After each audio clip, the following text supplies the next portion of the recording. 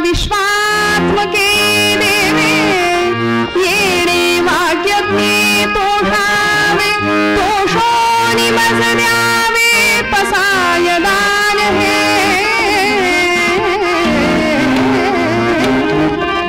विश्वात्मक भगवंताकडे माऊलींनी पसाय दान मागितलं. म्हणून असं म्हणतात स्वतःसाठी जे मागितलं जातं त्याला भीक म्हणतात, पण जगाच्या कल्याणाकरता संतांनी जे मागितलं ते पसाय दान आहे. म्हणून तुम्ही आम्ही काय करतो, भगवंताकडे प्रपंचातल्या सुखांची कामना करतो, इच्छा करतो, आस ठेवतो. कुठली? भौतिक सुखाची, संसारातल्या सुखांची कामना घेऊन आम्ही परमात्म्याकडे जातो. पण जीवानी परमात्म्याचं जर अखंड चिंतन केलं तर तो परमात्मा जीवाला न मागता सगळं काही देऊन टाकतो, सगळं देतो. इतकंच नाही, भगवंत जीवाला किंवा भक्ताला स्वतःला सुद्धा देऊन टाकतो. तुका म्हणे त्याचा देव सर्व भार चालवी कामार होऊन या. गडी व्हायला तयार आहे, फक्त भक्ताला देता आलं पाहिजे, समर्पण भाव असला पाहिजे. आणि तुकोबरायांच्याकडे भगवंत स्वतः येतात. महाराज गेले का हो मागायला? नाही. म्हणून म्हटलं संतांनी भगवंताकडे धाव नाही घेतली मागण्याकरता, बरं का. धावा केला, आर्ततेने धावा केला, पण मागण्याकरता नाही केला. आम्हाला संकट आलं किंवा काही हवं असेल तर आम्ही धावा करतो भगवंताचा. तुकोबरायांनी धावा या करता नाही केला, भगवंताकडे मागणं मागितलं, कारण भगवंतच मागे लागले होते, माग माग माग म्हणून काहीतरी.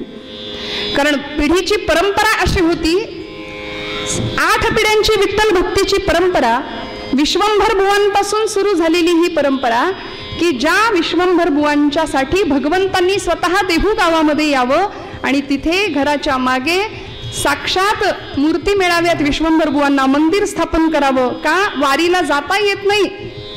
आपल्याला प्रसंग माहिती असेल, भोजन उरकलं आणि बिछाण्यावर अंग टाकलं, डोळ्यातनं पाणी वाहतंय, अशा वेळी पत्नीने विचारावं काय झालंय, आज अस्वस्थ वाटता आहात, काय झालंय? त्यावेळी विश्वंभर बुवा सांगतात की हातपाय लटपटतायत, यंदा वारी घडणार नाही असं वाटतंय. तिने विचारावं काय मिळतं असं वारीमध्ये, वारी केल्यानंतर असं मिळतं तरी काय? बुवा म्हणाले ते जो करतो त्याला कळतं म्हणाले. घरी बसून वारीचं महत्व किंवा सुख कळणार नाही, अनुभवता येणार नाही. ब्रह्मानंद ज्याला म्हणावं असा आनंद ही सगळी भक्त मंडळी वारीमध्ये घेतात. आम्ही मात्र निश्चय करतो यंदा नाही, पुढच्या वर्षी जाऊ, त्या वर्षी नाही जमलं त्याच्या पुढच्या वर्षी जाऊ, पण वारी काही बऱ्याचदा घडत नाही. पण देहाने जरी वारी नाही घडली तरी मनाची वारी घडावी, भगवंतांच्या सतत सानिध्यात राहता यावं ही इच्छा तुमच्या माझ्या मनात असली पाहिजे. विश्वंभर बुवा म्हणतात यंदा वारी घडणार नाही म्हणून वाईट वाटतंय, आणि त्याच अस्वस्थतेत डोळे मिटले. थोडासा डोळा लागला पहाटेच्या वेळी, भगवान पंढरीश परमात्मा स्वप्नामध्ये हजर आणि दृष्टांत दिला, बुवा तुम्हाला येता नाही आलं म्हणून काय झालं? उठा म्हणाले, मी आलोय देहूमध्ये. आणि भगवंत स्वतः देहूमध्ये हजर झाले. अमुक जागा सांगितलेली, त्या जागेवर विश्वंभर बुवा काही मंडळींना घेऊन गेले. खणलं, हाताने खणा म्हणाले, कुदळीने नको. माती बाजूला केली आणि कुणीतरी मुद्दाम आणून ठेवाव्यात अशा विठ्ठल रुक्मिणीच्या मूर्ती तिथे दिसल्या. मंदिर स्थापन झालं आणि त्या पिढीमध्ये जन्माला आलेले आमचे तुकोबराय. पुढच्या काळात महाराजांचे आई वडील बोल्लोबा आणि आई कनकाई.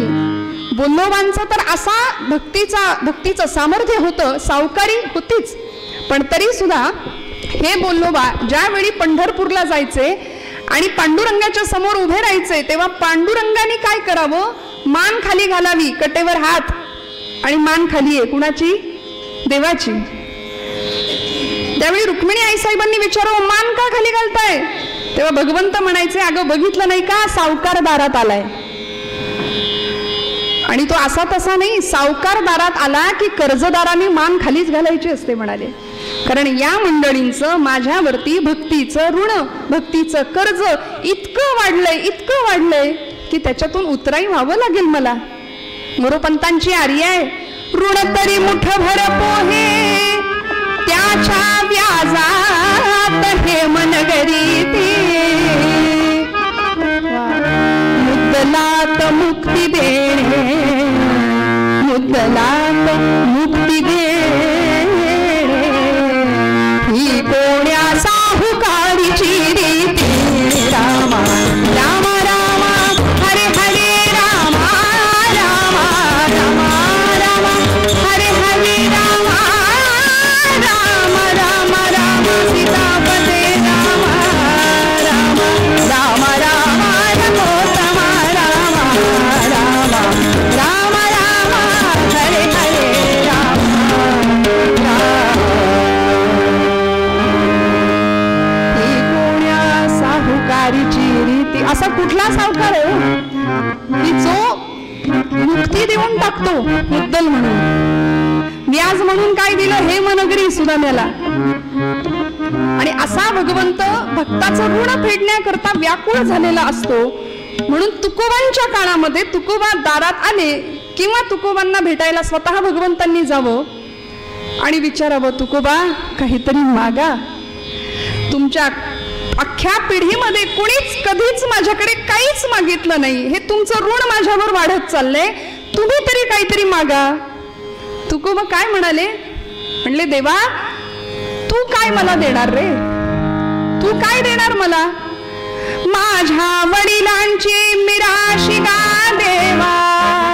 माझ्या वाडवडिलांची मिरास आहे, ऍसेट आहे, संपत्ती, आमच्याकडचं वारसा हक्काने आलेलं काय आहे माहितीये? माझे शब्द नाही, गाथेमध्ये महाराज म्हणतात, तुझे चरण गहाण पांडुरंगा. तुझे चरण आमच्याकडेच गहाण आहेत. तू आमच्याकडेच आलेला आहेस. तूच जर आम्हाला प्राप्त आहेस तर तुझ्याकडून आम्ही अजून काय घ्यायचं? मला काही नको देवा, मला काही नको. कल्पना करा ना, महाराजांच्या जागी आपण असतो तर, है की नाही? मी तर लोकसभेचं विधानसभेचं तिकीटच मागून घेतलं असतं. आमची लिस्ट तयार असते की नाही. पण महाराज म्हणले काही नको, काही नको. तरी सुद्धा भगवंत म्हणताय, तुकोबा माझ्यासाठी काहीतरी मागा, माझ्या इच्छेकरता काहीतरी मागा. महाराज म्हणले, ठीक आहे, मागायचं नाही हे खरंय, पण माग माग माग म्हणून माझ्या माग लागलायस. मागतो. काही इच्छा नाहीये खरं तर, पण तरी सुद्धा तुझ्या इच्छेकरता मागावं म्हणून एकच सांगतो, देवा जन्मोजन्मी तुझा दास हेची भावी माझी आस. जन्मोजन्मी तुझा दास. म्हणता म्हणता तुकोबारायांनी अशी लिस्ट देवापुढे ठेवली. नाही नाही म्हणता म्हणता काय मागणं मागितलं? हेची भावी माझी आस. जन्मोजन्मी तुझा दास. भगवंता हेच, हेची भावी चकार वापरला आणि मराठी भाषेमध्ये चकार हा निश्चय दर्शवतो. मला हेच हवंय, दुसरं काही नकोय. आमच्या घरी तुम्ही या बर का. तुम्ही पण तोंड देखलं काय म्हणाल? हो हो येऊ बर का. पण ज्यावेळी आम्ही निश्चयाने विचारू, सांगू उद्या आमच्या घरी यायचंच बर का, यायलाच हवं, तेव्हा मग तुम्ही म्हणा हो हो येऊच, येणारच. हा निश्चय सकारामध्ये व्यक्त होतो की नाही. त्यामुळे तुकोबा म्हणतात दुसरं काही नको, म्हणून हेची दान देगा देवा, दुसरं काही नको. तुझा विसर न व्हावा हेची भावी माझी आस. देवा माझी आस एकच आहे, माझी इच्छा एकच आहे. काय? जन्मोजन्मी तुझा दास. मला प्रत्येक जन्मामध्ये तुझं दास्यत्व दे. मला प्रत्येक जन्मामध्ये तुझा दास बनव भगवंता. बस हीच इच्छा आहे. काय गंमत आहे बघा. एकीकडे संत महात्मे सत्पुरुष हे मुक्तीसाठी तळमळतात. प्रापंचिक जीवाचं सुद्धा अंतिम लक्ष परमार्थातलं काय आहे? अध्यात्माचं मुक्ती हे जीवाचं अंतिम ध्येय आहे. जीव मुक्तीसाठी अखंड तळमळत असतो. आणि तुकोबरायांसारखे विरळे संत म्हणतात, नलगे मुक्ती अन संपदा संत संग देई सदा. मुक्ती नको, पण ही साधकावस्थेतली अवस्था आहे बरं का. ही साधकावस्था आहे महाराजांची. पुढे गेल्यानंतर तुकोबराय सांगतात, याच साठी केला होता अट्टहास शेवटचा दिस गोड भावा. तुका म्हणे मुक्ती परिणिली नोवरी आता दिस चार खेळी मिळी.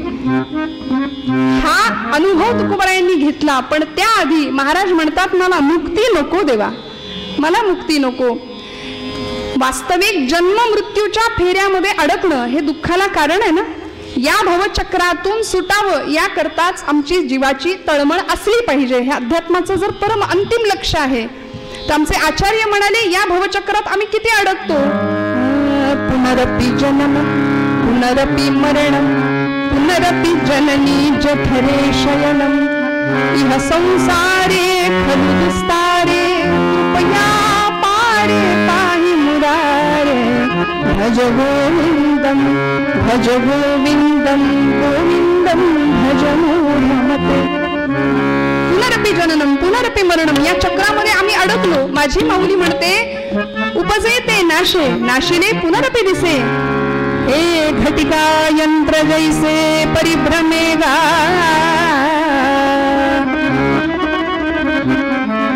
घटिका यंत्र कुणाचं आयुष्य तास काट्यासारखं आहे, कुणाचं मिनिट काट्यासारखं आहे, कुणाचं सेकंद काट्यासारखं आहे. आत्ता होता आत्ता एवढ्यात आम्ही काल एकत्र बोललो, चहा घेतला, आता नाहीयेत. घटिका यंत्र जैसे परिभ्रमेगा. त्यामुळे जन्माला आलाय त्याचं मरण अटळ आहे, निघून जायचंच आहे. जन्म मृत्यू याचंच तर नाव संसार आहे आणि संसार हा दुःखाला कारण आहे. संसार हा दुःखमूळ आहे. जन्म मृत्यूच्या चक्रामध्ये आम्ही अडकतो. जन्म घेणे लागे वासनेच्या संगे. ही वासना आम्हाला पुन्हा पुन्हा जन्म घ्यायला भाग पाडते आणि आम्ही मग या भवसागरामध्ये या दुःखाच्या महासागरामध्ये गटांगळ्या खात राहतो. महाराजांना हे ठाऊक नव्हतं का? ठाऊक आहे की मी पुन्हा पुन्हा जन्माला यावं अशी इच्छा भगवंताकडे व्यक्त करतोय. एकदा नाही म्हणले, एका जन्मात तुझा दास नाही व्हायचंय. हेची व्हावी माझी आस, जन्मोजन्मी तुझा दास. प्रत्येक जन्मामध्ये भगवंता तुझं दास्यत्व मला मिळालं पाहिजे. जन्मोजन्मी तुझा दास. मग महाराजांनी असं का मागितलं असेल हो? जन्मोजन्मी तुझा दास असं का मागितलं असेल? कारण भगवंताकडून प्राप्त होणाऱ्या दास्यत्वामध्ये ते दासत्वाचं सुख इतकं सुंदर असावं की जन्म मरणाचं दुःख त्यापुढे काहीच नाही वाटणार. जन्म मरणाच्या दुःखापेक्षा कित्येक पटींनी दास्यत्वाचं सुख महाराजांना श्रेयस वाटतं, मोठं वाटतं. म्हणून महाराज म्हणतात हेची व्हावी माझी आस, जन्मोजन्मी तुझा दास. काय मागितलं? दास. नवविधा भक्तीमध्ये श्रवण भक्तीपासून सुरुवात करतात भागवतकार. श्रवणम कीर्तनम विष्णू स्मरणम पाद सेवनम अर्चनम वंदनम दास्यम सख्यम आत्मनिवेदनम. नवविधातल्या भक्तींमध्ये दास्य भक्तीचं अत्यंत महत्व आहे की जिथे भगवंत आणि भक्ताचं नातं हे मालक आणि नोकराचं आहे. आणि मग ते दास्यत्व स्वीकारत असताना फक्त कर्मेंद्रिय नाही, ज्ञानेंद्रियच नाही, तर ज्ञानेंद्रिय, कर्मेंद्रिय, मन आणि बुद्धी या सगळ्यासह भगवंताशी शरणागती आहे. त्या भावाने समर्पण करायचंय. मी माझं हा विषय नाही. ममता आणि अहंता या दोन शब्दांना, या दोन गोष्टींना इथे थाराच नाही. सगळं समर्पण भगवंताच्या चरणावर करायचंय. ही दास्य भक्ती आहे, हा दास्य भाव आहे. तुकोबराय म्हणतात असं दास्यत्व तू मला दे भगवंता, असं दास मला तू बनव. आमच्या समर्थांनी सुद्धा याच दासाची लक्षणं दासबोधामध्ये, मनोबोधामध्ये अनेक ठिकाणी सांगून दिली. जगी धन्य तो दास सर्वोत्तमाचा, प्रभूचा रामरायाचा लाडका दास कोण असावा, कसा असावा याचा उहापोह समर्थांनी सुद्धा आपल्या वाङ्मयात केला. मग हे दास्यत्व नेमकं काय आहे? दासोहम ही एक वृत्ती आहे श्रोते हो. मी दास आहे, ही अवस्था आहे. मी दास आहे. दास्यत्व ही वृत्ती भगवंतापासून आपल्याला अभिन्न ठेवते. मी आणि देव वेगळा नाही. मग त्या दासोहम या शब्दामध्ये भगवंत काय करतो? एकदा का दास्यत्वाची भूमिका आम्ही घेतली की भगवंत काय करतो? भगवंताला चोरण्याची सवय एक नाही लहानपणापासून. तो चोर आहे. लहानपणापासून तो काय काय चोरतो? लोण्याची चोरी केली आहे, भक्तांच्या चित्ताची चोरी तो करतो. मग असा तो भगवंत या दासोहम या शब्दातला म्हणाले द चोरून घेतो, चोरतो. मग काय उरतं? दा निघून गेल्यानंतर काय उरतं? सोहम. मग दासोहम पासून सुरू झालेली आमची भक्ती कुठपर्यंत जाऊन पोहोचते? पूर्णविराम कुठे? सोहम वासुदेवम सर्वमिती, किंवा मी तो वासुदेव तत्वता. भगवंत ईश्वर सर्वभूतानां पण हृदयेषु तिष्ठती भ्रामयन् सर्वभूतानि यंत्रारूढानि मायया. भगवंताचं विश्वव्यापक अस्तित्व आहेच आहे. एको देव हा सर्व भूतेषु गूढ हा सर्वव्यापी सर्वभूतांतरात्मा उपनिषदकार सांगतात की भगवंत आहे इथे. मी तोच आहे, तो मी आहे. देव पहावयासी गेलो तेथे देवची होऊन ठेलो. हा अनुभव तुकोबरायांना मिळाला. पण ते अनुभवण्याआधी मला द्वैतातच राहायला आवडेल. नको आत्मस्थिती, नको ब्रह्मभाव, मी भक्त तू देव ऐसे करी. तुकोबराय म्हणतात अद्वैती तो माझे नाही समाधान, अद्वैती तो माझे नाही समाधान, अद्वैती तो माझे नाही समाधान.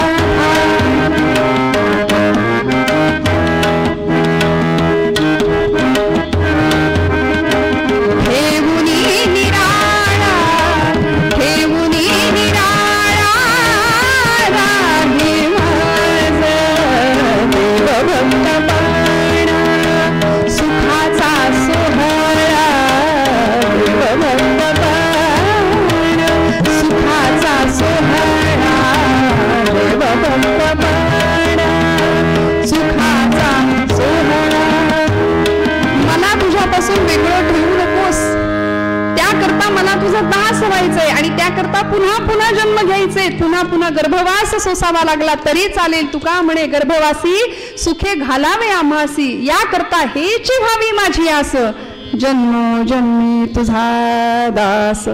मग दास्यत्व म्हणजे नेमकं काय करायचं, त्यामध्ये काय असलं पाहिजे. दास्यत्वामध्ये अगदी सगळ्यात पहिला नियम असा आहे की ज्या मालकाला आपण स्वीकारलंय ना, आपण दास आहोत, तो मालक आहे. मग त्याविषयी आपल्या मनामध्ये कुठला भाव पाहिजे. संत म्हणाले अनन्य भाव हवा, अनन्यता. आणि देवर्षी सांगतात अन्याश्रयाणाम त्यागः इति अनन्यता.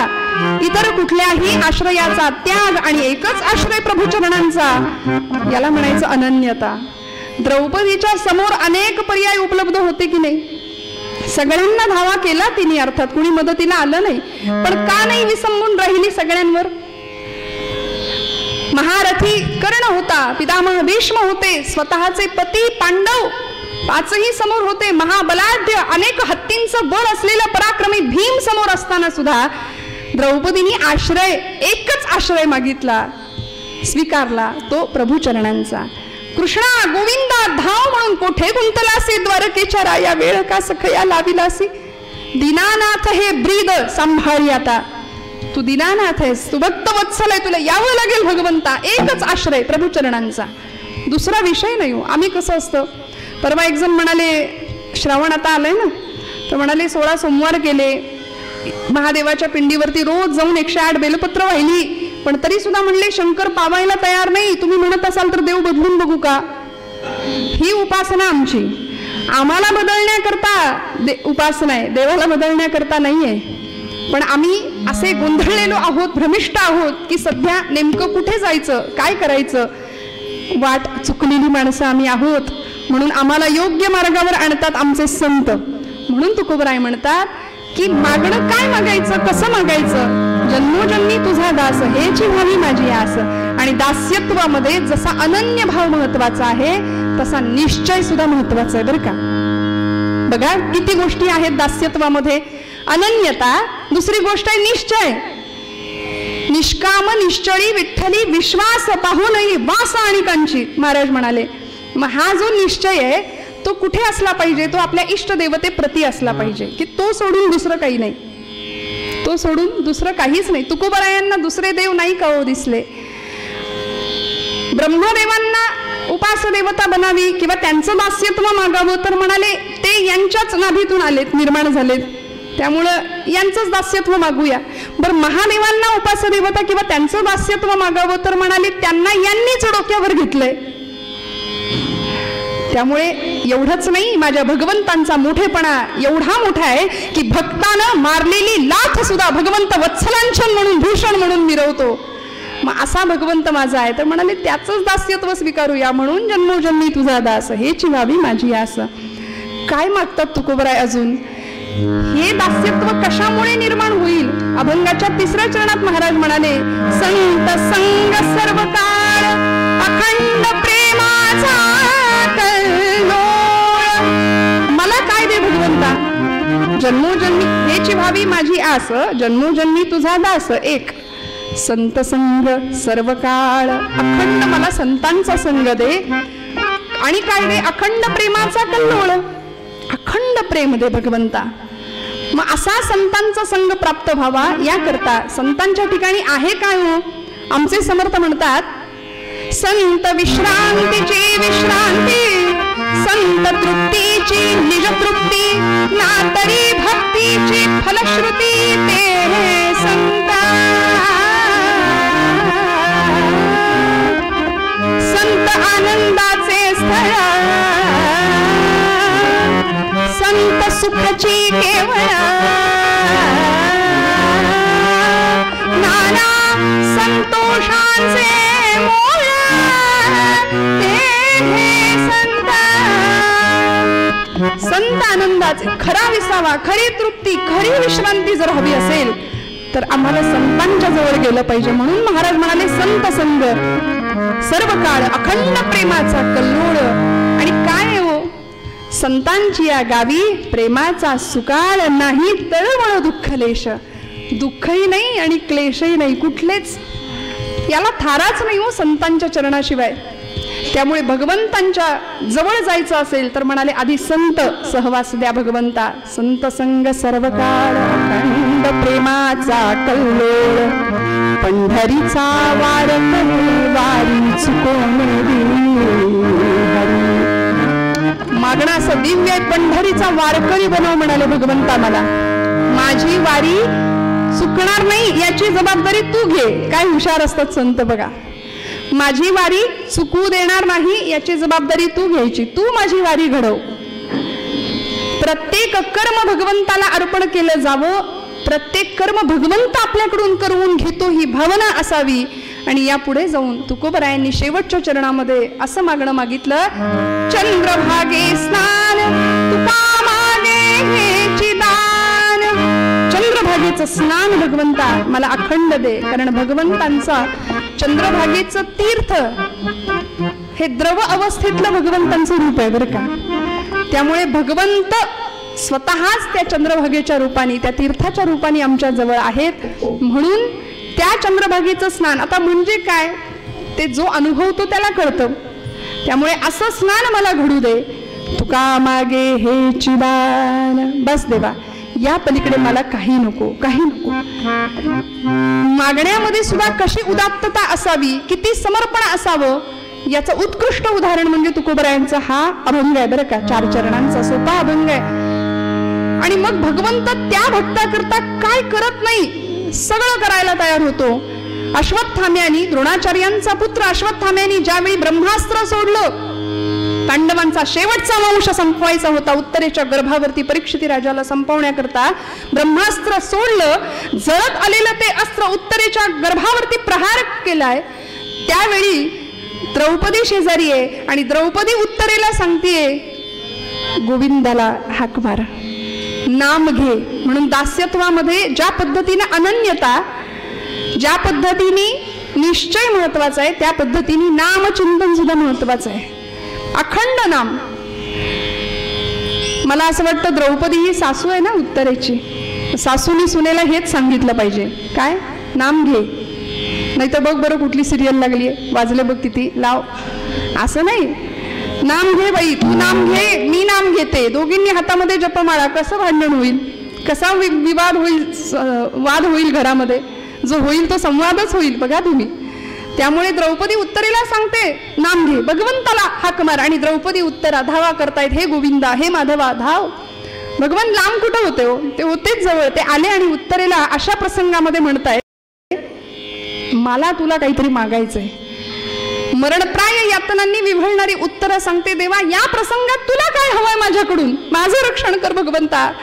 त्यावेळी भगवंत म्हणतात, मला मी मागेन ते देशील का. उत्तरा म्हणते, माग देवा, काय देऊ तुला. भगवंत यावेळी म्हणतात, उत्तरे मला तुझं मातृत्व दे. मला सांगा, भगवंतांना अशक्य होतं का उत्तरेच्या गर्भामध्ये प्रवेश करणं. पण नाही, 2 माता होत्या, एक जन्म देणारी, एक सांभाळणारी, तरी सुद्धा भगवंतांना हे मातृत्व कमी पडलं की काय.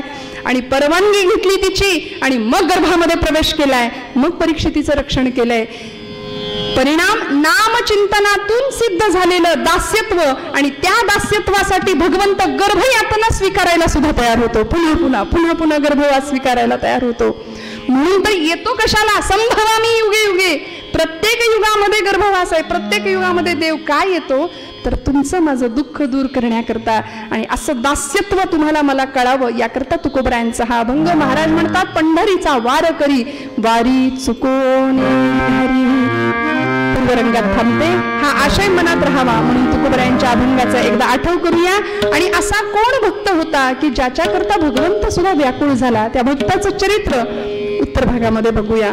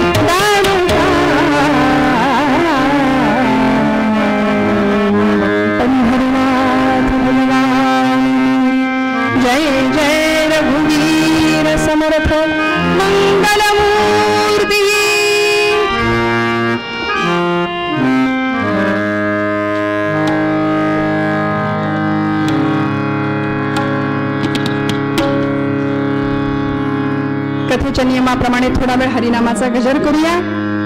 हाताने टाळी वाजवा, मुखाने गोड गळ्याने नाम घेऊया आणि हा नामाचा आनंद आजच्या दिवशी कुणीही न चुकवता भगवंताच्या चरणी आपलं नामचिंतन वाहूया.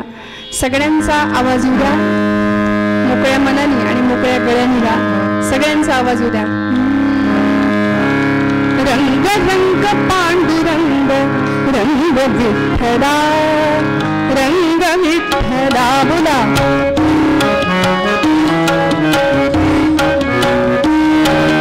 रंग विठ्ठला, रंग रंग पांडुरंग रंग विठ्ठला, रंग विठ्ठला. टाळी वाजवा, आवाज येऊ द्या टाळीचा. बोला बोला.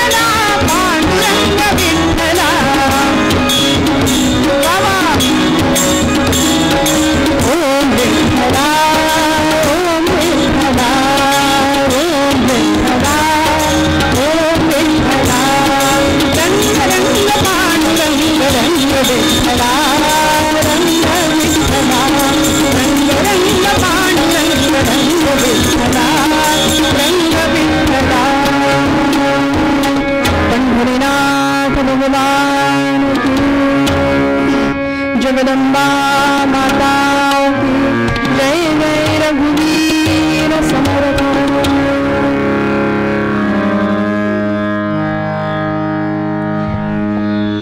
जे या भक्तीची येतुनी प्राप्ती, ते कैवल्या ते परवते सर्व म्हणती. जयांच्या लीले माझी नीती, जियाली दिसे.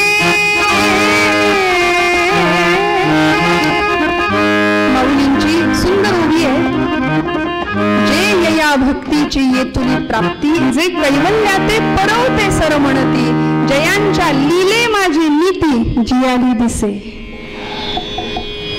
ज्यांच्या सहज वर्तनामध्ये सुद्धा जगाला नीतीचेच पाठ मिळतात, अनुभवायला येतात, असे संत असतात बरं का. म्हणून म्हणतात की विचारांना आचरणाचं तारण असावं लागतं. बोलणारी सांगणारी मंडळी भरपूर असतात, पण अनुभवाच्या पातळीवर जाणणारी मंडळी ही विरळी असतात. म्हणूनच त्यांना आम्ही संत म्हणतो. प्रत्यक्ष त्या गोष्टीचा अनुभव संत घेतात आणि मगच बोलतात. अनुभवाविण मान हलवू नको रे सोहिरवनात सांगतात. आणि असा भक्तीचा अत्युच्च सुंदर असा अनुभव कुणाला मिळाला हो? काय झालं?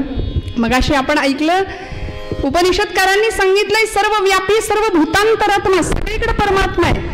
आम्ही कीर्तनकार मंडळी सांगतो, सगळेजण सांगतात देव सगळीकडे, देव सगळीकडे, देव सगळीकडे, कशाला पंढरपूरला जायला हवं. पण असं असताना अनुभव आम्ही घेत नाही की देव आमच्या जवळ आहे.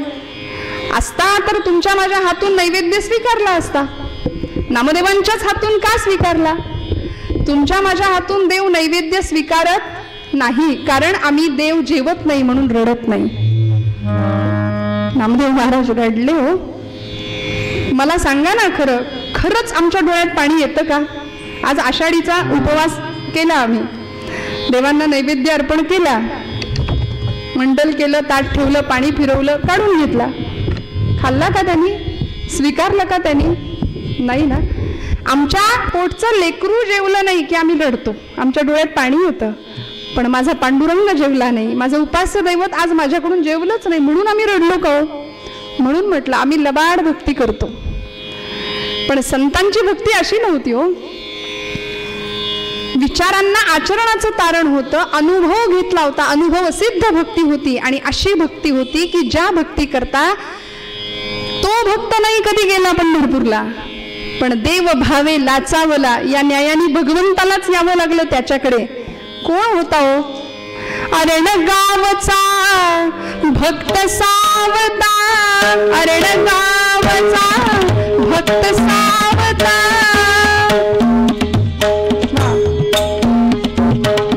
अरण गावचा भक्त सावता, माळी धन्य झाला,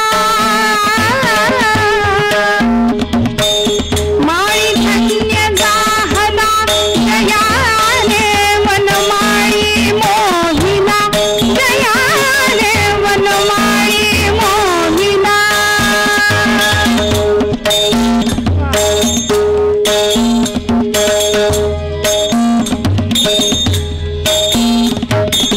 विश्वी भरला विश्वंभर तो,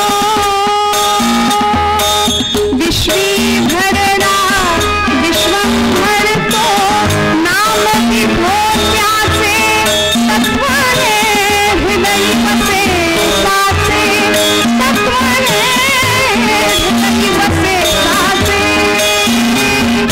अरण गावचा भक्त सावता, माळी धन्य झाला, जयाने वनमाळी मोहिना, जयाने वनमाळी मोहिना, जयाने वनमाळी मोहिना. पंढरपुरापासून काही अंतरावर असणारं अरणभेंडी नावाचं गाव, आणि त्या गावचे हे संत सावतामाळी सावतोबा. भक्तीचा असा सुंदर आदर्श होता. भगवंताची भक्ती कशी करावी, ज्या पद्धतीने भगवंतांनी गीतेमध्ये सांगून ठेवलंय, यत् करोषि यदश्नासि यज्जुहोसि ददासि, यत् तपस्यसि कौन्तेय तत्कुरुष्व मदर्पणम्. आपण जे जे कर्म करू ते प्रत्येक कर्म ते सत्कर्म भगवंताला अर्पण केलेलं असावं, अर्पण करतोय या भावनेने करावं. आणि हे भगवंतांचं सांगणं तंतोतंत ज्यांनी आचरलं असे आमचे सावतोबा, की ज्या अरण गावामध्ये त्यांचं वास्तव्य आहे. पंढरपुरापासून काही अंतरावर असलेलं हे गाव, हजारो शेकडो किलोमीटर प्रवास करून सुद्धा काही मंडळी पायपीट करत पंढरपूरला पोहोचतात आषाढीच्या दिवशी. आणि हे संत मात्र गळ्यामध्ये तुळशीची माळ आहे, कपाळाला बुक्का आहे, अखंड विठ्ठलाचं स्मरण आहे. आणि असं असताना सुद्धा पंढरपूरला कधीच नाही गेले. का हो? कारण याचं उत्तर आहे, जे कर्म केलं त्या कर्मामध्ये भगवंत पाहिला. जळी स्थळी काष्ठी पाषाणी प्रत्येक ठिकाणी भगवंताचं अस्तित्व अनुभवलं. मोरोपंत सांगतात त्या पद्धतीनं, भू जल तेज समीर ख रवी शशी काष्ठादिकी असे भरला, स्थिर चर व्यापुनी अवघा जो जगदात्मा दशांगुने उरला. हा अनुभव ज्यांनी घेतला असे आमचे सावतोबा. काय व्यवसाय होता? माळी होते, हिरवागार मळा फुलवलेला, पांडुरंगाच्या भक्तीचा तो मळा. कांदा मुळा भाजी, कांदा मुळा भाजी, काय भाव होता हो? कांदा मुळा भाजी, कांदा मुळा भाजी, कांदा मुळा भाजी, कांदा मुळा भाजी. अवघी विठाई माझी, अवघी विठाई माझी, अवघी विठाई माझी, अवघी विठाई माझी.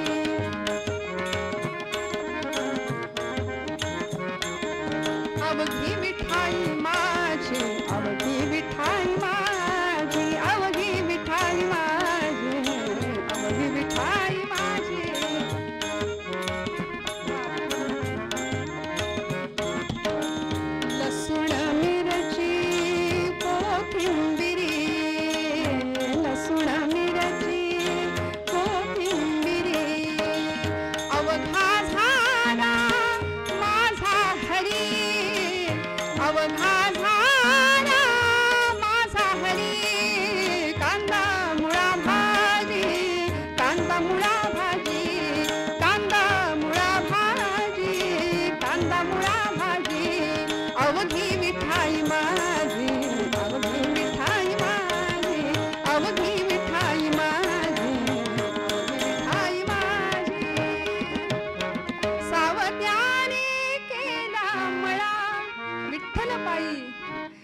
भगवंतांची भक्ती होती हो. सावतोबांनी जे कर्म करावं त्या कर्मामध्ये भगवंताला पाहिलं आणि सुंदर असा मळा फुलवला होता की ज्यावेळी भगवंतांना सुद्धा त्या भक्तीचा हेवा वाटावा, देव भावे लाचावला. भगवंतांना वाईट नाही वाटलं, सावतोबा जवळ असून सुद्धा मला भेटायला येत नाहीत. पण रुक्मिणी देवींना राहवलं नाही. रुक्मिणींनी विचारावं देवांना, देवा, ज्ञानोबा, तुकोबा, नामदेव महाराज हे अधिकारी भक्त मंडळी जर तुमच्यापर्यंत येतात, वारी करतात, तर असा कुणी भक्त आहे का की जो तुम्हाला भजतो पण वारी करत नाही, तुमच्याजवळ येत नाही? भगवंत म्हणाले, हो आहे. कोण आहे? दाखवतो म्हणाले, चल. आणि रुक्मिणी आईला घेऊन स्वतः भगवंत गेलेत, सावतोबांच्या मळ्याच्या समोर उभे राहिलेत. आणि सावतोबांनी, भगवंतांनी रुक्मिणीला सांगावं, तो बघ माझा भक्त. काय सावतोबांचा वेश आहे, अंगरखा आहे, धोतर आहे, डोक्याला मुंडास आहे. आणि अशा सावतोबांनी गळ्यामध्ये तुळशीची माळ आहे, कपाळाला चंदन आहे, बुक्का आहे, अखंड विठ्ठल स्मरण आहे, सुंदर मळा फुलवलाय, रोपं आहेत, फळं आहेत, फुलं आहेत, धान्य आहे. आणि अशा या मळ्यामध्ये एक विहीर आहे, त्या विहिरीला मोठ लावली आहे, त्या मोठेला 2 बैल जोडलेत. हे पूर्वीचं बरं का, आता नाही. आता सगळीकडे इलेक्ट्रिसिटी आहे, बटन दाबलं की सुरू. तेही आमच्या शहरातल्या लोकांना माहिती नाही, म्हणून म्युझियममध्ये असंच ठेवावं लागतं की अशी शेती पूर्वीच्या काळी केली जायची, मोटेची. आणि असा सावतोबांचा मळा, अशी भक्ती चालू आहे. विठ्ठल विठ्ठल विठ्ठल नामस्मरण सुरू आहे. भगवंत म्हणतायत, तो माझा भक्त अखंड नामस्मरण करतो पण पंढरपूरला कधी येत नाही. गळ्यात तुळशीची माळ आहे, कपाळाला गोपीचंदनाचा टिळा आहे, पण पंढरपूरला कधी येत नाही. रुक्मिणी म्हणते, का नाही येत? यायला काय हरकत आहे? सगळे अधिकारी संत मंदिरी येते, तर हा तुमचा भक्त असं काय वेगळं आहे याच्यामध्ये की तो येत नाही? भगवंत म्हणाले, बघ तरी. दुपारची वेळ, सावतोबांची पत्नी सावतोबांसाठी जेवण घेऊन त्या शेतामध्ये आली आहे, मळ्यामध्ये. डोक्यावर टोपली आहे भाजीची, भाकरीची, कापडामध्ये बांधलेलं ते जेवण, शेतकऱ्याच्या घरचं जेवण. या जेवणाची चव हॉटेलमधल्या जेवणाला नाही बरं का. मस्त आंब्याच्या झाडाखाली, मस्त वाऱ्याची झुळूक. आणि अशा वेळी साधी चटणी भाकरी, भाजी भाकरी जरी खाल्ली तरी अमृताची चव त्याला असते बरं. आम्ही या सगळ्या गोष्टींपासून अनभिज्ञ आहोत सध्या. लोक आपाप एकमेकांपासून खूप दूर गेलेत, जवळ यायला कुणी तयार नाही. स्नेह नाही, माया नाही, ममता नाही, जिव्हाळा नाही, एकत्र बसून जेवणं नाही, खाणं नाही. पूर्वीचा काळ होता की वाढणारं माणूस अगत्याने आग्रह करून वाढायचं, घ्या हां, पोटभर जेवा, हां, सावकाश जेवा. हे पूर्वी होतं, प्रेम होतं. अगत्याने वाढणारं माणूस, मला वाढणारी माझी आईच आहे असं वाटत होतं प्रत्येकाला. पूर्वी बसणारं जेवणारं माणूस बसून जेवत होतं, वाढणारं माणूस वाकून उभं राहून आदराने वाढत होतं. आणि आता आम्ही इतके सोफिस्टिकेटेड झालो की आता वाढणारं माणूस एका जागी उभा आहे, जेवणारी माणसं ताट घेऊन फिरतायत सगळीकडं, कुठं जागा मिळते का बसायला. उभे उभेच आम्ही जेवतोय. म्हणजे आम्ही नक्की पुढे चाललो की मागे चाललो, हा मोठा प्रश्न आहे की नाही. ही शोकांतिका आहे खरं तर. कधीतरी पूर्वजांचं शहाणपण स्वीकारावं असं म्हणतात. काय आनंद असेल हो, काय थाट असेल. आंब्याच्या सुंदर घनदाट सावलीखाली ही 2 जण जेवायला बसली आहेत. सावतोबांच्या पत्नीने ती टोपली खाली ठेवली, उघडलं, जेवण वाढलं. आणि सावतोबांनी बैलांना सोडलं, चारा दिला, पाणी दिलं आणि आले जेवायला. तिने सांगावं, कारभारी खूप थकला असाल तुम्ही, बसा बरं जेवायला, 2-4 घास खा आणि मग पुन्हा लागा कामाला. सावतोबा बसले जेवायला, अन्नब्रह्माची प्रार्थना केली, भोजनाला सुरुवात झाली. गप्पा मारत छान जेवण सुरू आहे दोघांचं. आणि अशा वेळी सावतोबांची पत्नी आपल्या धन्याला एक प्रश्न विचारते. त्या म्हणतात, धनी, कारभारी, तुम्हाला बरेच दिवस झाले काही विचारीन म्हणते, पण आज राहावे ना, विचारू का? सावतोबा म्हणाले, विचार. आणि तिने सांगावं, कारभारी, तुम्ही पांडुरंगाचे भक्त आहात, गळ्यामध्ये तुळशीची माळ आहे, कपाळाला टिळा आहे, अखंड विठ्ठल विठ्ठल विठ्ठल नामस्मरण करत राहता, पण एवढे वारकरी आपल्या मळ्याच्या समोरून पंढरपूरला जातात, तुम्हाला कधीच 15 वर्षात पंढरपूरला गेलेलं पाहिलं नाही म्हणाली मी. असं का बरं? सावतोबा म्हणाले, हा प्रश्न आहे का तुझा? उत्तर देतो म्हणाले. अगं वेडे, एवढे सगळे लाखो वारकरी आपल्या मळ्यासमोरून पांडुरंगाला भेटण्याकरता जातात. एक रात्र ते आपल्या इथं मुक्काम करतात. मग त्यांना आपण शिधा देतो, मग ते इथे जेवतात, तृप्त होतात, मग पुढच्या प्रवासाला जातात. मला सांग, आपणच इथून गेलो तर या सगळ्यांच्या मुखातनं माझा परमात्मा इथे तृप्त होतोय, जेवतोय, मग या सगळ्यांना सोडून, यांची सेवा करण्याचं सोडून मी कसा जाऊ पंढरपूरला, सांग बरं. आणि खरं सांगू का कारभारने, अगं पांडुरंग विटेवरच आहे असं कुणी सांगितलं तुला? भक्तांच्या हृदयामध्ये तो आहे, भक्ताच्या कामामध्ये कर्मामध्ये तो आहे. भगवंत कुठे नाही असं म्हणून सावतोबांनी हात धुतला, उठले, बैलांच्या जवळ गेले, बैलांच्या पाठीवर हात फिरवला आणि म्हणाले, कारभारने सांगू का तुला? सारे ग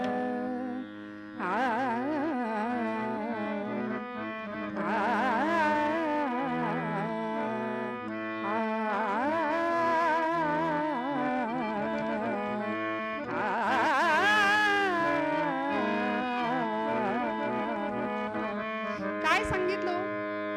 बैलांच्या पाठीवर हात फिरवला आणि सावतोबा आपल्या बायकोला सांगतायत, विठ्ठल विठ्ठल विठ्ठल, माझा विठ्ठल कुठे सांगू का? बैल विठ्ठल, शेत विठ्ठल, विश्व विठ्ठल गे. बैल विठ्ठल, शेत विठ्ठल, विश्व विठ्ठल गे. विठ्ठला वाणी मोठ काळी ती बी विठ्ठल गे. विठ्ठला वाणी मोठ काळी ती बी विठ्ठल गे. बैल विठ्ठल, शेत विठ्ठल, विश्व विठ्ठल गे.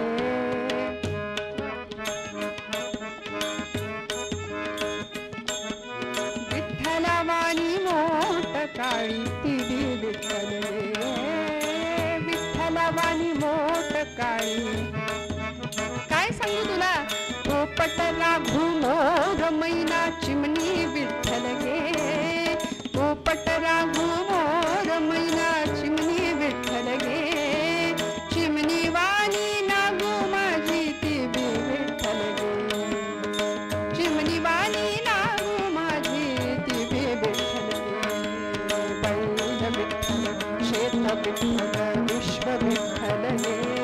विठ्ठला वाणी मोठ काळी ती बी विठ्ठल गे.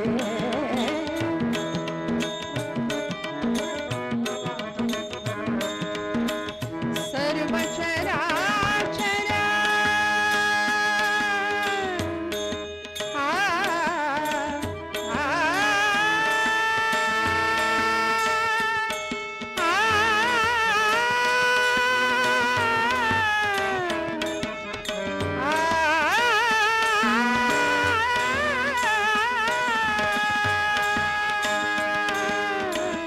सर्व चराचर, सर्व चराचर, सूर्य चंद्र गे. सर्व चराचर, सूर्य चंद्र गे. कमते विठ्ठल गे. विठ्ठलाचा दास सावत्या त्यो बी विठ्ठल गे. विठ्ठलाचा दास सावता त्यो बी विठ्ठल गे. बैल विठ्ठल, शेत विठ्ठल, विश्व विठ्ठल गे. विठ्ठला विठ्ठलाचा दास सावता तो बी विठ्ठल गे. विठ्ठलाचा दास सावता तो बी विठ्ठल गे. वृक्ष विठ्ठल, वापी विठ्ठल, वेली विठ्ठल गे. कारभारने काय सांगू? वेली वाणी सखये माझी तू बी विठ्ठल गे. सगळंच विठ्ठल आहे. आपली नागू विठ्ठल स्वरूप आहे, हे बैल विठ्ठल स्वरूप आहे, हे शेत विठ्ठल स्वरूप आहे, विठ्ठलासारखी काळी मोठ विठ्ठल स्वरूप आहे. मला सगळंच विठ्ठल स्वरूप दिसतं, मग पंढरपूरला जायची काय गरज? असं बोलत असताना त्यांची 8 वर्षाची मुलगी नांगिता धावत आली. रुक्मिणी आईसाहेबांनी हा संवाद ऐकला आणि भगवंत म्हणाले, तुझ्या प्रश्नाचं उत्तर तुला मिळालं का? हो म्हणाल्या. समाधानाने परतल्या पंढरपुरामध्ये. आणि इथे नांगितानी आपल्या बाबांच्या गळ्याला मिठी मारली आणि हळूच सांगते, बाबा तुम्ही आत्ता पांडुरंगाविषयी काही बोलत होता का? हो, पांडुरंगाविषयी काहीतरी गप्पा मारत होता का? खरं सांगू का बाबा, आमच्या शेजारच्या त्या मळ्यातल्या माझ्या सगळ्या मैत्रिणी आहेत की नाही, त्या यंदाच्या आता येणाऱ्या एकादशीला सगळ्या पंढरपूरला जाणार आहेत. बाबा आपण पण जाऊया का पंढरपूरला? आपण पण जाऊया का? आता सावतोबांना असा प्रश्न पडावा की पत्नीला जे तत्वज्ञान सांगितलं, भगवंत सर्वाभूती आहे, आता हे तत्वज्ञान या लहान लेकराला कसं सांगायचं? अधिकार तैसा करू उपदेश ही संतांची धारणा होती. त्यामुळे तिला जवळ घ्यावं, मांडीवर बसवावं आणि सांगावं, नागू अगं वेडे, आपण पंढरपूरला जात नाही याचं कारण भगवंतांनी हा मळा काय आपल्याला सांभाळण्याकरता दिलाय. कुळ म्हणून आपण काम करतो. तुझ्या एखाद्या मैत्रिणीने तुझ्याकडे एखादी तिची वस्तू सांभाळायला दिली तर ते सांभाळणं तुझं काम आहे की नाही? मग भगवंत या मळ्याचा मालक आहे. श्रोते हो, कधीतरी अंतर्मुख होऊन आपणही विचार करूया. आम्ही सगळं माझं माझं माझं माझं करतो, असे बांधावर उभे राहतो, येणाऱ्या पाहुण्याला म्हणतो तो ते झाड दिसतंय, तो डोंगर दिसतोय, तिथपर्यंत सगळं माझं. ती धरणी माता आपल्यावर हसते, ती म्हणते याचा पणजा सुद्धा हेच म्हणायचा, याचा आजा सुद्धा हेच म्हणायचा, हा सुद्धा हेच म्हणतोय, हे सगळं माझं माझं माझं आम्ही करत बसतो. पण किती जणांना कळलं या सगळ्याचा मालक पंढरीश परमात्मा आहे, भगवंत आहे, परब्रह्म आहे, परमात्मा आहे. त्या लेकराला तिला समजेल अशा भाषेमध्ये सावतोबा सांगतायत की पांडुरंग या मळ्याचा मालक आहे. मालक आहे बाबा, मग येत का नाही कधी चौथाई वसूल करायला, खंडणी वसूल करायला? मालक आहे ना. अगं म्हणाले आपण त्याचा हिस्सा त्याच्यापर्यंत नेऊन पोहोचवतो, म्हणून येत नसेल. मग यायला काय हरकत आहे? एखाद्या दिवशी कधीतरी यावं, 8-15 दिवस राहावं. बाबा ते काही नाही. पांडुरंग येईल का हो मळ्यात? आपण बोलावलं तर पांडुरंग येईल? आणि सावतोबांचा भाव बोलून गेले, नागू तू बोलावलंस तर भगवंत निश्चित येईल. माझा भगवंत दयाघन आहे, भक्तवत्सल आहे. आपण धावा केला की तो येतो, येईल असं सावतोबा म्हणाले आणि त्या लेकरांनी मनावर घेतलं. ते काही नाही, नवमीचा दिवस होता, दशमी आणि एकादशी 3 दिवसांच्या अंतरामध्ये नवमीच्या दिवशी ही मुलगी हट्टाला पेटली आणि बाबांना सांगितलं पांडुरंग मळ्याचा मालक आहे, मालक इथे आला पाहिजे. आता मालकाला आणायचंय तर दासानी काय करायचंय? अनन्यता, निश्चय असा पक्का होता, निश्चय असा दृढ भाव होता आणि नामचिंतन होतं. विठ्ठल विठ्ठल विठ्ठल विठ्ठल नामघोष सुरू झाला. पटकन 4-5 भाजीची पानं खुडली, पेंड्या बनवल्या, परकराच्या ओच्यामध्ये त्या सगळ्या पेंड्या घेतल्या आणि धावत गेली. रस्त्यावरती उभी राहिली, दिंड्या जात होत्या ना त्या रस्त्यावर, की कुणाजवळ तरी ही भाजी द्यावी आणि पांडुरंगापर्यंत पोहोच करावी, म्हणजे मालकाला निरोप देता येईल की ये म्हणून.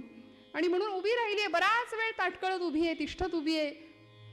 कुठलीच दिंडी दिसेना आणि एक दिंडी येताना दिसली. बरं आनंद वाटला. बाबांनी सांगितलंय तू बोलावलंस तर तो येईल. नुसतं बोलवायचं कसं? काहीतरी वस्तू पाठवूया, मग निरोप देऊया ये म्हणून. म्हणून ही रस्त्यामध्ये उभी राहिली आहे आणि सगळ्या येणाऱ्या वारकऱ्यांना पाहिलं, आनंदाने ऊर भरून आला. डोळ्यातनं अष्टसात्विक भाव जागृत झाले, धारा वाहू लागल्या. आणि एका वारकऱ्यांना, समोरच्या वारकऱ्यांना सांगत होती, वारकरी दादा पंढरपूरला चाललात काय? हो म्हणाले, पंढरपूरला चाललोय. मग ऐकलं का? आमचा हा जो मळा आहे की नाही, त्या मळ्याचा मालक आहे म्हणे पांडुरंग. ऐका ना, माझी ही भाजी एवढी तुम्ही पांडुरंगाला नेऊन द्याल का?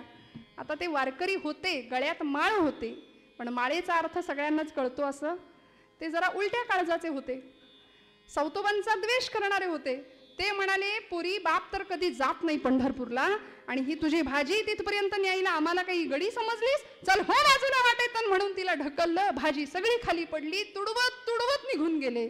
सावतोबांच्या डोळ्यातनं टचकन पाणी यावं. म्हणाले या लेकरात जर पांडुरंग दिसला नाही तर तो विटेवर कसा दिसेल?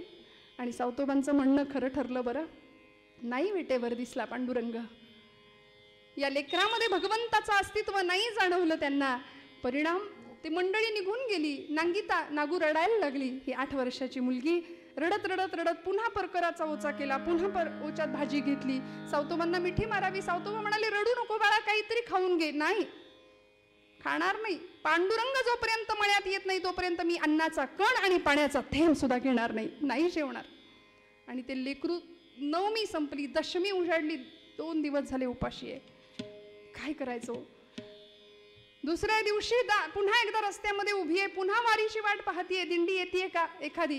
आणि आता मात्र सहृदय दयागण भगवंत हेलावले, नाही पाहवलं भक्ताची तळमळ. आणि भगवंत स्वतः वारकऱ्याच्या वेशामध्ये दाही दिक्पालांना वारकरी म्हणून उभं केलं, स्वतः मृदंग घेऊन हातामध्ये उभे आहेत आणि निघाले. आपलंच नाव आपल्याच मुखाने घेतायत. जय विठ्ठल जय हरी विठ्ठल, जय विठ्ठल जय हरी विठ्ठल, जय विठ्ठल जय हरी विठ्ठल, जय विठ्ठल बाबा, जय विठ्ठल जय हरी विठ्ठल, जय विठ्ठल जय हरी विठ्ठल, जय विठ्ठल जय हरी विठ्ठल. कीर्तन सूर्य हरिभक्तीपरायण दत्तदास बुवा घाग यांनी एवढी बहार या आख्यानामध्ये केली आहे की कुणालाही कुठल्याही कीर्तनकाराला हे आख्यान माहिती नाही किंवा जसंच्या तसं पाठ नाही असं नाहीये. काय सुंदर दादा म्हणायचे, चंद्रभागे तीरी करताल करी झाला वारकरी, हा झाला वारकरी रंगला भजनी हा श्री हरी, रंगला भजनी हा श्री हरी. जय विठ्ठल जय हरी विठ्ठल, जय विठ्ठल जय विठ्ठल जय हरी विठ्ठल, जय. स्वतः अनंत कोटी ब्रह्मांड नायक दिंडी घेऊन समोर उभे आहेत आणि ही नागू रस्त्यावर उभी आहे. आधी असं म्हणतात दुधाने तोंड भाजलं की ताक सुद्धा माणूस फुंकून पितो. आधीचा अनुभव वाईट होता म्हणून थोडं सावधपणे समोर गेली आणि विचारलं, वारकरी दादा पंढरपूरला निघालात ना? हो म्हणाले. माझं एक काम कराल का? काय काम आहे बाळा? अहो आमचा हा जो मळा आहे ना, त्या मळ्याचा मालक म्हणजे पांडुरंग आहे, त्याला ही भाजी एवढी नेऊन पोहोचवता का, देता का? स्वतः अनंत कोटी ब्रह्मांड नायकांनी तिच्या हातातली भाजी घ्यावी. म्हणाले बाळा अगं भाजी तर दिलीस, पण वस्तू देताना वस्तूबरोबर काहीतरी निरोप असतो, तो काही निरोप आहे का? तिला इतका आनंद झाला, ती म्हणाली काका किती दयाळू आहात तुम्ही, दादा किती छान आहात तुम्ही, अगदी आमच्या पांडुरंगासारखे आहात म्हणाले दयाळू. भगवंत म्हणले हिने ओळखलं की काय, आपल्याला मेकअप चुकलं की काय? आणि त्यावेळी तिने सांगावं, भगवंता वारकरी दादा ही भाजी घ्या आणि निरोप एवढाच आहे, निरोप असा आहे की पांडुरंगाला म्हणाव कधीतरी ये एकदा मळ्यामध्ये, मालक आहेस ना, अरे मग कधीतरी बघ काम कसं चालू आहे. आणि एकटा येऊ नको म्हणाव बरं का, एकटा येऊ नको म्हणाव, सोबत रुक्मिणी आईसाहेबांना घेऊन या. आणि नुसते आणू नका, त्यांना असं सांगा की मी तुम्हाला कसलंही काम पडू द्यायची नाही, माझ्या बाबांना सांगून उत्तम झोपडी बांधून देईन, रोज मोगऱ्याच्या फुलांचा गजरा सुद्धा करून देईन, सांगाल ना निरोप? म्हणून पांडुरंग परमात्मा निघाले पुढे. आणि हिच्या काय मनात आलं, म्हणाली ओ दादा थांबा, म्हणाली आता तुम्ही जाणार तिकडे पंढरपुरात, एवढी गर्दी, त्या गर्दीमध्ये तुम्ही माझा निरोप तिथपर्यंत पोहोचवणार, आणि जर पांडुरंगाच्या लक्षातच नाही राहिलं तर काय करायचं, त्यापेक्षा असं करा तुम्ही जा आणि माघारी येताना तुम्ही तुमच्या बरोबर घेऊनच या म्हणाले पांडुरंगांना, भगवंतांना आणि आई रुक्मिणीला. भगवंत निघाले हो. आणि हिला एवढा आनंद झाला, बाल सुलभ स्वभाव, भाव असा विलक्षण होता. आणि सावतोबांनी सांगितल्याप्रमाणे भगवंत येईल, तिने त्या शब्दांवर विश्वास ठेवला होता, निरोप व्यवस्थित पोचणार याची खात्री झाली होती. आणि ही नाचायला लागली अक्षरशः, सगळ्यांना सांगायला लागली, मैत्रिणींना सांगायला लागली, शेजारच्या सगळ्या मित्रांना सांगायला लागली, आता येईल, आता येईल, आता येईल आमचा धनी, आता येईल, आता येईल, आता येईल, आता आता आता येईल, आता येईल आमचा धनी, पंढरपूर सोडून शारी. बाबा पांडुरंग येणार, मळ्याचा मालक येणार म्हणून नाचायला लागली हो. क्या बात. पंढरपूर सोडून शानी, पंढरपूर सोडून शानी, आता येईल, आता येईल, आता येईल,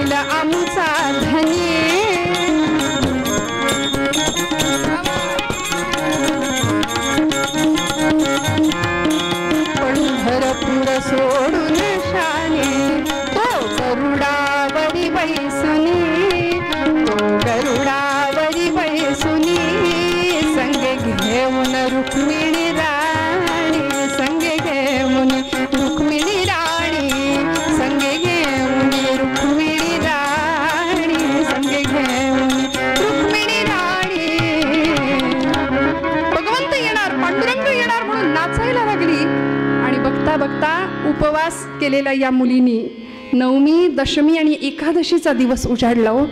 वाट पाहते भगवंत येणार, पण लेकराच्या पोटात अन्नाचा कण नाही, पाण्याचा थेंब नाही. संकल्प निश्चय असा होता की भगवंत आल्याशिवाय जेवणार नाही, भगवंत आल्याशिवाय पाण्याच्या थेंबाला स्पर्श करणार नाही. 8 वर्षाची लेक सावतोबांना बघवलं नाही लेकीकडे. डोळे खोल गेले, पोट खपाटीला गेलं होतं, चेहरा निस्तेज पडला. पोरीला उचलून घेतला आणि सावतोबांनी भगवंताची करुणा भाकावी. पांडुरंगा, मी शब्द दिला भगवंत येतो म्हणून, तिने तुझी करुणा भाकली. भगवंता, तू तिला सांगून गेलायस येतो म्हणून, तुला यावं लागेल, तुझा शब्द तुला राखावा लागेल. पांडुरंगा, हाक मारली आर्त भावानी. आणि इकडे पंढरपुरामध्ये एकादशीचा दिवस, ही वारकऱ्यांची गर्दी, सगळी मंडळी जमलेली आहेत. नामदेवांचं कीर्तन चंद्रभागेच्या वाळवंटामध्ये रंगलेलं आहे. आणि नाचू कीर्तनाचे रंगी ज्ञानदीप लावू जगी या न्यायाने नामदेव महाराज कीर्तनाला उभे आहेत. स्वतः पांडुरंग कीर्तनामध्ये नाचावा हा अलौकिक अधिकार ज्यांचा होता असे नामदेव महाराज.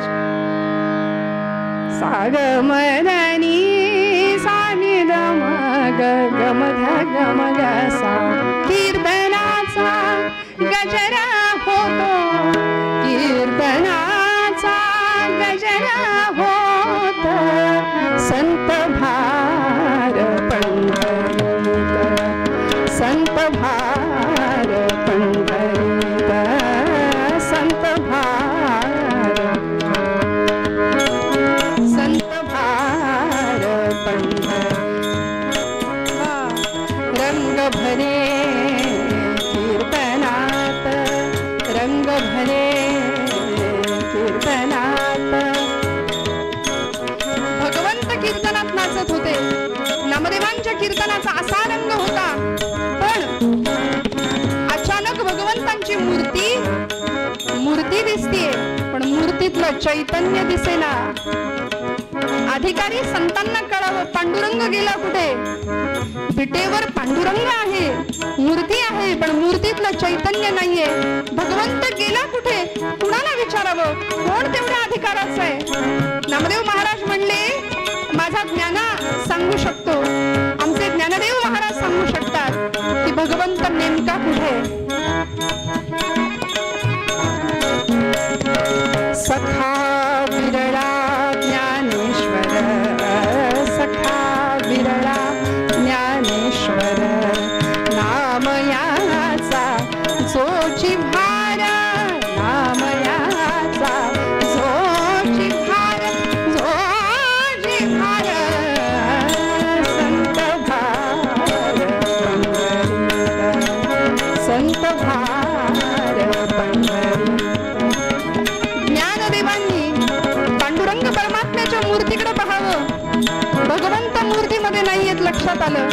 विचारलं, ज्ञाना परमेश्वर गेलेत कुठे?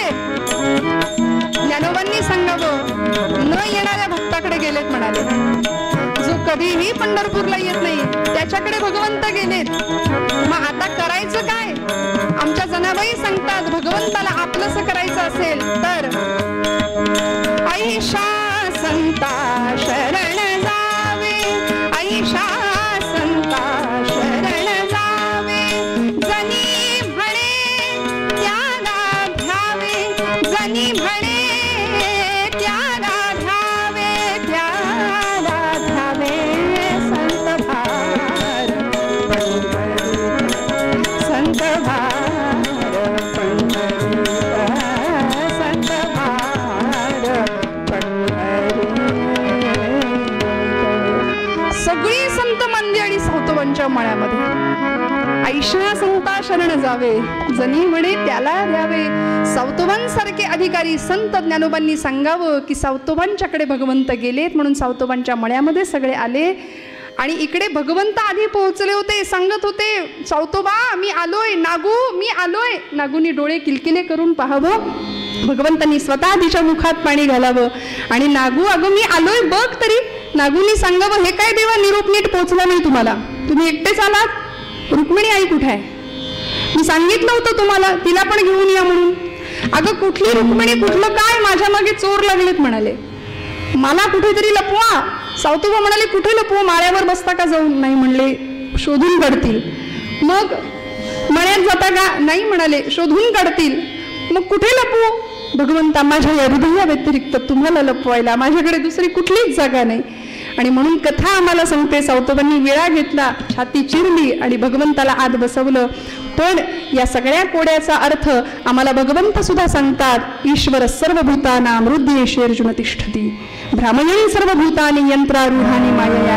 आमच्या जनाबाई कोड सोडवतात, हृदयबंदी खाना केला आत विठ्ठल कोंडीला. आमचे तुकोबराय कोड सोडवतात, साठविला हरी जिही हृदय मंदिरी. त्यांची सरली येर झार झाला सफल व्यापार. या हृदय मंदिरामध्ये कर्म, ज्ञान, भक्ती, वैराग्य या 4 फाळ लावलेल्या नांगरांनी जमीन सुपीक केली, सिंहासन तयार केलं आणि तिथे म्हणाले भगवंताला बसवलंय, प्रतिष्ठित केलंय. आणि असा भगवंत सावतोबांच्या हृदयात होता. पण कथा गोड आहे. ज्यावेळी सगळी मंडळी आली, सगळे सांगतायत, सावतोबा पांडुरंग कुठाय, पांडुरंग कुठाय, इथे आलाय, आम्हाला ठाऊक आहे. सावतोबांनी विनवण्या कराव्या, भगवंता या आता दर्शन द्या. नामदेव महाराज सावतोबांना म्हणतात, सावतोबा की माळी काम तुम्हाला उत्तम जमेल, पण म्हणाले शिवण कामातली चूक माझ्या लक्षात आली आहे. तो शेला बाहेर राहिलाय देवाचा, टिप्पण घालायला जरा कमी पडलंय, चुकलंय. आणि तो हिरवा शेला म्हणजे सावतोबांचा हिरवागार मळा होता. श्रोते हो, सगळीकडे व्यापून उरलेला तो भगवंत, त्याचं अस्तित्व सगळ्यांना कळावं, दिसावं म्हणून सावतोबांनी सगळ्यांनी प्रार्थना करावी. आणि भगवंताला विनवण्या केल्या, देवा या आता. नागू सहित सगळ्यांची कामना भगवंतांनी पूर्ण करावी. निराकार तो भगवंत उभा राहिला, प्रगट झाला. निराकार तो कसा प्रगटला, असा विटेवर उभय ठेविले हात कटेवर. पुतळा चैतन्याचा कानडा राजा पंढरीचा, कानडा राजा पंढरीचा, कानडा राजा पंढरीचा.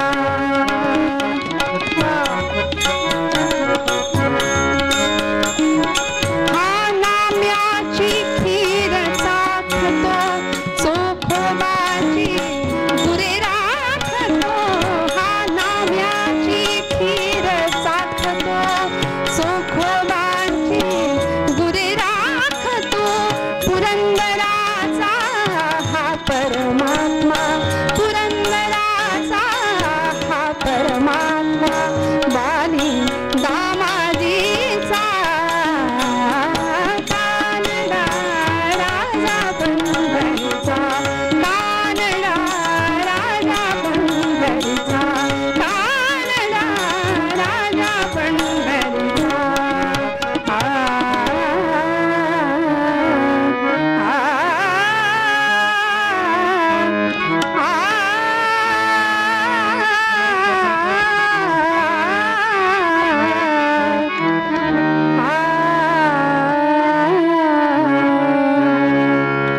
या प्रसंगामध्ये सगळ्या संतांना भगवंतांनी दर्शन दिलंच. सावतोबांना भगवंत म्हणतात, सावतोबा आजपासून सगळ्या दिंड्या पंढरपूरला येतील, पण पांडुरंगाची पालखी मात्र मळ्यात येईल बरं. हा भक्तीचा अधिकार सावतोबांना मिळाला. आणि या प्रसंगात भगवंत म्हणतात की भक्तीचं ऋण वाढलं म्हणून मी आलोय तुझ्याकडे, मागा काय हवंय. सावतोबा म्हणाले, देवा खरंच काही नको, काही नको. तरी पण म्हणाले माझ्याकरता मागा. आणि सावतोबांनी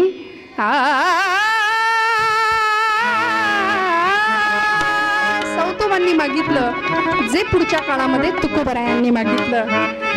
हेची भावी माझी आस, हेची भावी माझी आस, हेची भावी माझी आस. जन्म जन्मी तुझा दास, जन्मोजन्मी तुझा दास. पंढरीचा वारकरी, पंढरीचा